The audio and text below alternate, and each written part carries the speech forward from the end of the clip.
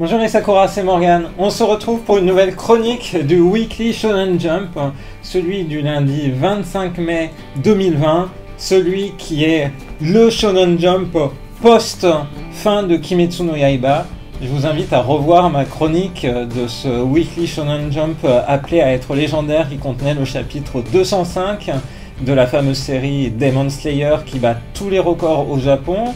On a eu les ventes du tome 20 qui ont été publiées la semaine dernière sur sa première semaine de mise en vente, le tome 20 de Kimetsu no Yaiba, dont nous avons fait l'unboxing de la version collector. C'est vendu à quasiment 2 millions d'exemplaires entre l'édition collector et l'édition normale, ce qui est juste énorme. Et maintenant, tout l'enjeu pour Jump va être de rebondir et de trouver aussi d'autres locomotives. C'est de toute manière le quotidien des éditeurs d'un magazine de publication de manga aussi réputé. Je vous remercie pour tous les commentaires que vous laissez sur mes vidéos de chroniques de Jump ou de manga. Dernièrement, j'ai pas eu le temps beaucoup de répondre aux commentaires sur YouTube, mais j'apprécie toutes les questions que vous posez et j'ai eu des questions très intéressantes qui m'ont fait réfléchir sur le marché éditorial. N'hésitez pas à poser aussi en commentaire de cette vidéo ou des prochaines des questions que vous pourriez avoir. Je me dis que je vais faire une vidéo non plus seulement de chronique de magazine, mais aussi une vidéo plus globale sur le marché du manga au Japon. Donc voilà, n'hésitez pas à laisser des commentaires. Si j'ai pas toujours le temps d'y répondre, au moins je peux vous garantir le temps de lire chacun de vos commentaires et je vous en remercie, ça me fait chaud au cœur. Donc aujourd'hui, on se retrouve pour un Weekly Shonen Jump qui fait sa couverture sur Jujutsu Kaisen, nouvelle série parue en France. Puisque la publication a démarré en mars chez Kiun, donc disponible à la fois en version papier et en version numérique. Et pour le Jump, c'est peut-être une série à fort potentiel. Elle fait la couverture de ce nouveau numéro car elle fête les 2 ans de sa publication au Japon. Et également, grosse annonce, l'annonce d'une série animée. On va le voir un peu plus en détail en ouvrant le magazine. En même temps, il y a un one-shot par les créateurs de Food Wars, donc one-shot peut-être appelé à devenir une série, qui sait, on découvrira ça peut-être prochainement. Donc on ouvre le magazine, on tombe sur cet univers un peu yokai, horreur propre à Jujutsu Kaisen, et puis une double page couleur très belle qui nous place un petit peu l'univers de la série avec ses différents personnages, son dynamisme. On est à Shibuya, on est dans ce quartier, on est vraiment au cœur de Tokyo. C'est une double planche qui est vraiment très jolie, qui est sympa pour démarrer. Et puis ensuite, les annonces autour de l'animé. Donc, vous le savez peut-être, vous l'avez vu passer ces derniers jours, le trailer de Jujutsu Kaisen qui arrivera en animé à partir du mois d'octobre est disponible. Il est réalisé par un studio d'animation de grande qualité. Ce n'est pas le même studio que celui qui a fait la réalisation de Kimetsu no Yaiba, mais c'est un studio réputé que j'apprécie tout particulièrement puisque c'est celui qui a fait l'animé de Yuri on Ice. Si vous ne savez pas ce qu'est Yuri on Ice, je vous invite à aller sur la chaîne chercher des précédentes chroniques que nous avions faites. C'était vraiment un animé magnifique sur le patinage et on le voit à la fois à travers les premières planches de personnages dessinés et puis l'animation du trailer, ça promet beaucoup. Donc peut-être que cette série pourra, comme ça a été le cas pour Kimetsu no Yaiba, avoir énormément de succès en version télévisée ou alors après dans la version que les gens vont consulter sur une plateforme de VOD comme Netflix pour ce qui est de Kimetsu no Yaiba au Japon, et ensuite explorer, du coup, vraiment faire monter cette histoire et en faire un hit. En tout cas, je pense que c'est comme ça que espèrent voir évoluer la chose les éditeurs du Jump. Ensuite, des informations autour de One Piece, qui est toujours une série emblématique du Jump, puis des goodies autour à la fois de My Hero Academia et évidemment de Kimetsu no Yaiba. On n'en a pas fini de Kimetsu no Yaiba, on sait qu'un one-shot arrivera, ou en tout cas un spin-off, une série courte devrait arriver sur l'un des piliers prochainement, sans doute cet été. Et puis après Kimetsu no Yaiba, c'est de la promotion à la fois des cartes sur Yu-Gi-Oh, mais aussi du DVD Blu-ray consacré à la pièce théâtrale qui interprète Naruto. C'est vraiment intéressant la manière dont ces dernières années les franchises de manga ont donné lieu à des spectacles théâtraux. On était allé en voir plusieurs avec Rosalis, à la fois inspirés de light novel ou alors de mangas comme Robotics Note, comme Sailor Moon. Et là, c'est la même chose. Naruto a eu la même opportunité d'être adapté, Haikyuu aussi d'ailleurs. Ça permet de satisfaire aussi d'autres fans qui, par exemple, sont fans du manga, mais pas forcément fans de l'animé et vont chercher une autre exploration de l'œuvre qu'ils aiment. Ensuite, 2 pages de jeux vidéo. Donc, vous avez pris l'habitude maintenant à mes chroniques du Jump. Il y a toujours une page consacrée aux jeux vidéo qui doit sortir courant 2020, Captain Tsubasa Rise of New Champions, soit sur PS4, soit sur Nintendo Switch. Enfin, plus exactement les deux. Et semaine après semaine, on découvre les équipes. Cette semaine-ci, on découvre l'équipe des Pays-Bas, la Hollande, sans doute inspirée de la Hollande des Pays-Bas de Johan Cruyff dans les années 70. Et puis, à droite, de la publicité pour l'arrivée prochaine sur Nintendo Switch de Jump Force Deluxe Edition. Donc, le Jump Force, c'est ce fameux jeu de combat qui réunit toutes les franchises du Jump. Pas toutes, mais une bonne sélection.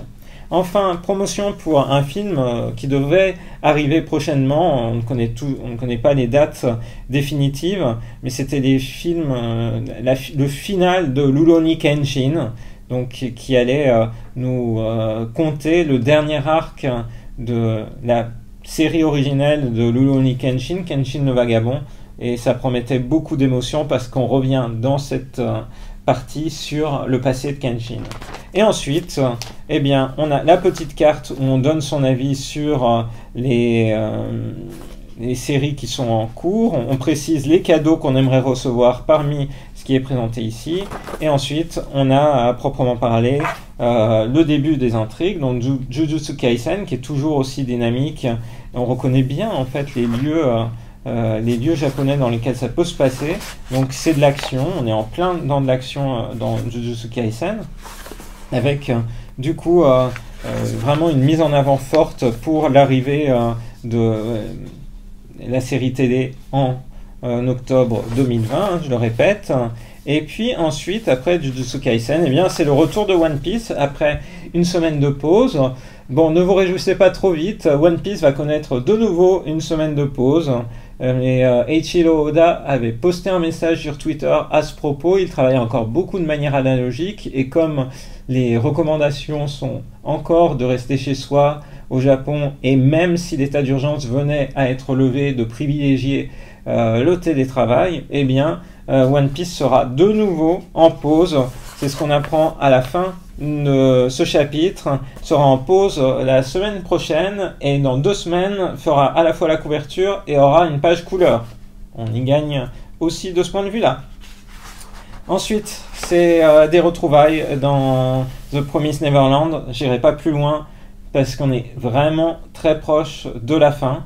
Je vais revenir sur cet élément-là un petit peu après, mais on sent que la série touche à sa fin et se termine sur, on va dire, un retournement de situation qui peut laisser présager qu'on approche de la fin. Mais donc Emma et Mujika sont à l'honneur dans ce chapitre. J'en dirai pas plus, même si je pense que si The Promised Neverland venait à se terminer dans les prochaines semaines, je ferai sans doute une vidéo dédiée, parce que c'est vraiment une série emblématique.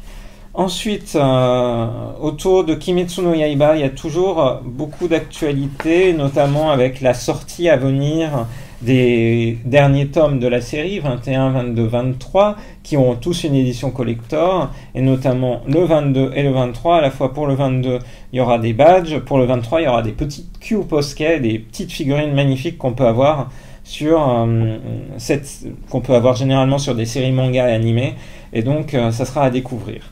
Puis, planche couleur pour le 2e chapitre de cette série qui a très bien démarré, Time Paradox Ghostwriter, sur ce personnage qui rêve de devenir mangaka, mais qui n'arrive pas à imposer une de ses œuvres dans le Jump, et qui un jour trouve dans son micro-ondes, qui a souffert suite à un éclair qui s'est abattu sur lui, donc qui trouve dans son micro-ondes des Jumps de dans 10 ans. Donc de 2030. et qui s'inspire du coup des œuvres qui sont en succès en 2030 pour proposer sa propre série.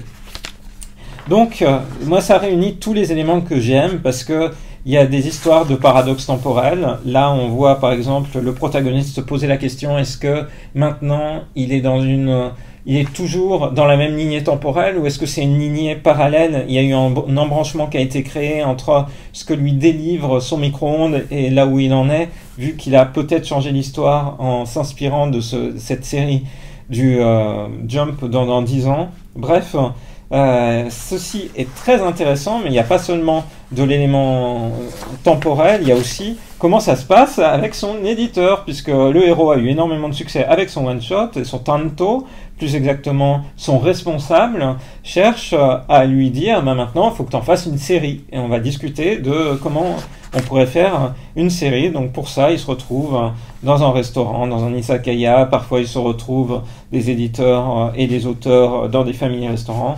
Bref, on est face à cet enjeu pour le protagoniste de faire de son one-shot qu'il a plagié sur une œuvre du futur. Mais est-ce du plagiat alors? Si ça vient du futur, comment ça se passe? Eh bien, est-ce qu'il va pouvoir en faire une série? Je devrais m'inspirer de Rosalie, c'est parler moins fort. Après Time Ghost Paradox Writer, on passe à des informations sur les événements, le Jump Victory Carnival de l'été, qui forcément se retrouve impacté par les mesures de protection contre le coronavirus. Donc ça, on le sentait bien venir quand je vous parlais de cet événement, des événements qui allaient se passer dans l'été, qui allaient sans doute avoir un programme un peu impacté. C'est pas le seul, puisque après Mashal, qui est une série vraiment qui continue de s'imposer dans le top du Jump. Donc on va voir comment ça se passe. C'est peut-être un nouveau classique du Jump. Ça me fait un peu penser à l'ambiance de Black Clover aussi parfois, en tout cas au début. Et bien après Mashal, on a Haikyuu. Haikyuu, on se souvient, je l'avais présenté dans une précédente chronique, devait avoir une grosse exposition qui lui était dédiée. Et là aussi, on a une page complète qui précise que les informations sur l'exposition qui devait se tenir cet été seront dévoilées prochainement, mais en tout cas que le report devait être acté et que de nouvelles dates seraient communiquées prochainement. Chapitre 394 d'Haikyuu qui est toujours dans son arc, sans doute dans son arc final. Ensuite, on arrive sur cette œuvre one-shot avec des démons. Alors là, c'est clairement toutes les images d'esprits maléfiques qu'on a dans l'imaginaire japonais.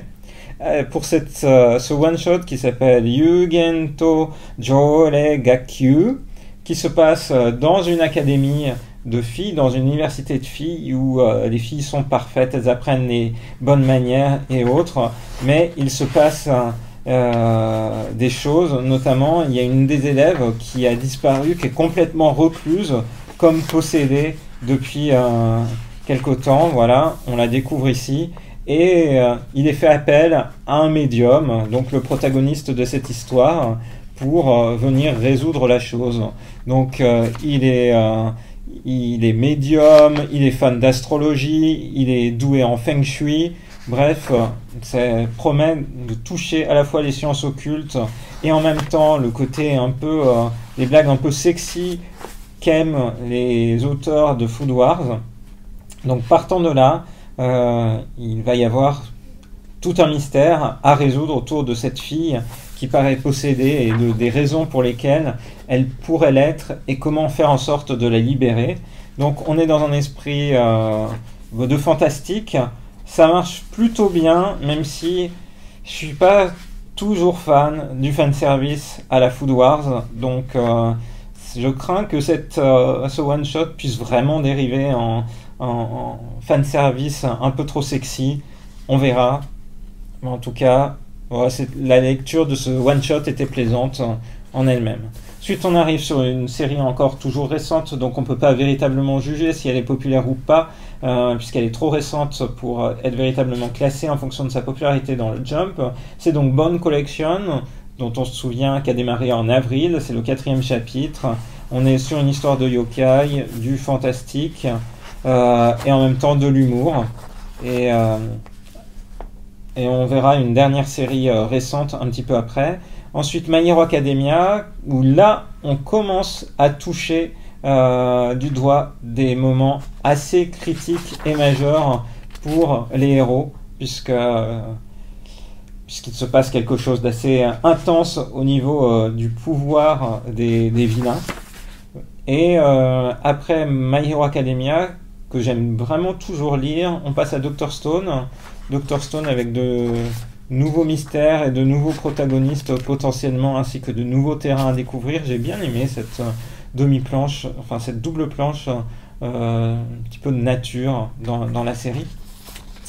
Donc Dr. Stone qui se poursuit, et ensuite on a le droit à Mission Yosakura Family, qui est déjà son chapitre 36, donc dans son examen d'espionnage, qui se continue. En même temps, on a Molly King, série récente, donc là encore, dont on ne sait pas où elle se positionne exactement en termes de popularité au sein du Jump. C'est le 5e chapitre qui est proposé ici, avec le face-à-face entre Molly King et la nouvelle personnage qu'on avait vu apparaître dans le chapitre précédent, qui elle aussi a vocation à vouloir atteindre le titre de dieu des insectes, de roi des insectes. Donc c'est cette apparition et ce traitement un peu comique du combat qu'on voit dans ce chapitre-là. Puis les informations autour des animés qui sont diffusés actuellement. Comme vous le savez, beaucoup de choses sont arrêtées en termes de diffusion classique, et donc c'est des rediffusions. Et à l'occasion des rediffusions, c'est l'occasion de remettre l'accent sur les personnages de Boruto, après avoir mis l'accent dans un précédent Jump sur les personnages de Black Clover. On peut imaginer que ça va être le cas pour toutes les séries qui sont actuellement rediffusées, sachant qu'on attend toujours la 5e saison de Food Wars, qui devrait arriver, si tout va bien, cet été. Et après, on a la publicité pour des cartes, et donc toujours les jeux de cartes des différentes séries inspirées du Jump. La dernière série à avoir une page couleur dans ce numéro-là, c'est Black Clover. Derrière la page couleur, on a de la promotion pour les jeux vidéo disponibles sur iOS et sur Android.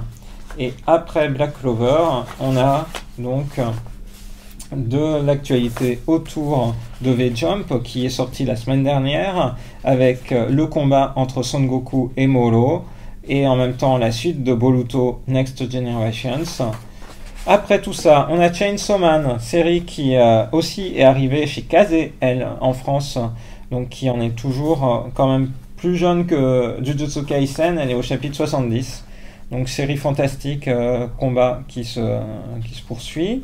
Puis on a donc la fin d'une des routes envisagées dans We Never Learn. Je rappelle que dans We Never Learn, comédie romantique, à l'heure actuelle, l'auteur fait à la manière dans visual novel chacune des routes possibles. Là, c'est pas véritablement spoilé que de montrer la manière dont ça se termine, parce qu'on s'en doute un petit peu la manière dont chacune des routes, envisageant le héros avec les différentes protagonistes, peut se terminer. Et après We Never Learn, on arrive avec donc Undead Unlock, qui est désormais disponible en tankobon, et dont le deuxième tankobon paraîtra le 4 juin au Japon.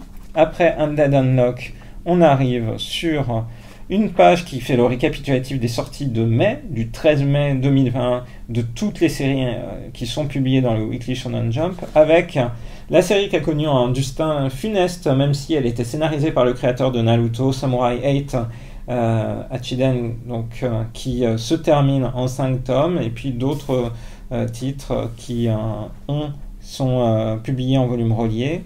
On a Actage qui arrive ici avec une information, un nouveau projet Actage qui doit être annoncé prochainement, sans doute dans le prochain numéro du Jump. Et en même temps que Actage à gauche, on a une page complète pour déjà précommander les calendriers Kimetsu no Yaiba. Donc c'est le moment pour précommander les différents types de calendriers qui existent pour Kimetsu no Yaiba. Les sorties sont prévues pour le 4 décembre, pour le 4 septembre, donc c'est déjà dans longtemps, mais il faut anticiper vu la popularité qu'a cette série-là, avec les différentes illustrations, de premières illustrations qui sont révélées. Et on arrive sur 2 pages de pub sur le Jump Giga. Et vous savez que je n'arrivais pas à trouver le Jump Giga, mais quelque chose dans le décor devrait vous mettre la puce à l'oreille sur ce qu'il en est actuellement. On termine sur Mitama Security, qui se poursuit, à mon avis. Je ne sais pas comment les éditeurs du Jump vont traiter à la période actuelle, à la fois avec des mangas qui vont souvent en pause, comme One Piece, et puis des séries. Est-ce qu'elles sont arrêtées? Est-ce qu'elles vont continuer? Comment ça va se passer? Ensuite, Yuna, toujours avec facilement la nudité, donc on va vite passer. Pour terminer sur A Gravity Boys, et enfin Guardian of the Witch, sont tous des séries, là, Guardian of the Witch ou A Gravity Boys, qui paraissent destinées à se terminer prochainement. La prochaine fois, on aura The Promised Neverland, et là on arrive sur Hatarashi Sekai et Climax, le climax vers un nouveau monde. Est-ce que c'est la fin? Est-ce que le mot climax, cette fois-ci, est utilisé à la manière dont il a été utilisé pour annoncer la fin de Kimetsu no Yaiba? Réponse la semaine prochaine. Bon, alors, je fais mes paris, mais on a vu que sur Kimetsu no Yaiba, je m'étais trompé. Mais je pense pas qu'on ait le dernier chapitre dès la semaine prochaine de Promised Neverland, puisqu'il est très rare qu'une série fasse la couverture du Jump en même temps qu'elle se termine. Or, vous l'avez vu d'ailleurs pour Kimetsu no Yaiba. Kimetsu no Yaiba s'est terminé sans faire la couverture du Jump. Donc c'est très très rare, ça se compte sur les doigts d'une main. Les cas où ça a été comme ça dans le Jump. Il y a d'autres magazines qui ont une autre politique. Par exemple, le Shonen Magazine se termine très souvent pour des séries populaires sur une illustration finale dédiée à cette série. C'est le cas cette année pour Seven Deadly Sins ou alors pour Gotobu no Hanayome. Mais donc là, The Promised Neverland, c'est le climax et en même temps fera la couverture et aura une page couleur. Tout ceci est attendu pour le 1er juin. Et puis on va finir sur une note amusante au-delà de la prochaine fin de The Promised Neverland. C'est parce que c'est mon univers, je passe mon temps à faire des visioconférences sur Zoom et le créateur de Undead Unlock explique que avec son tanto, donc avec son responsable, ils font des zooms et qu'il s'est présenté du coup avec une barbe, mais qu'ensuite il a rasé. Voilà. C'est pour dire combien les mangakas sont dans le quotidien. J'aime bien tous ces mots-là. Il y a aussi le mot de l'auteur d'Haikyuu que j'ai bien aimé, qui situe bien le côté étrange de cette période, puisque par exemple il explique que l'année dernière, à la même époque, il était au Brésil, et que du coup c'est Fushigina Kimochi, c'est un sentiment bizarre en fait de repenser à ça. Voilà, on pense à travers le monde aux périodes difficiles qui sont en train d'être traversées, on espère que tout ira mieux. En tout cas, j'espère que ces vidéos de chronique du Weekly Shonen Jump vous apportent une fenêtre agréable sur l'extérieur, même si maintenant en France, la question de la sortie au quotidien est bien sûr moins critique. On espère que ça pourra continuer comme ça. Et pour ma part, je vous donne rendez-vous à très bientôt dans une prochaine vidéo sur la chaîne de Rosalie. Bye bye!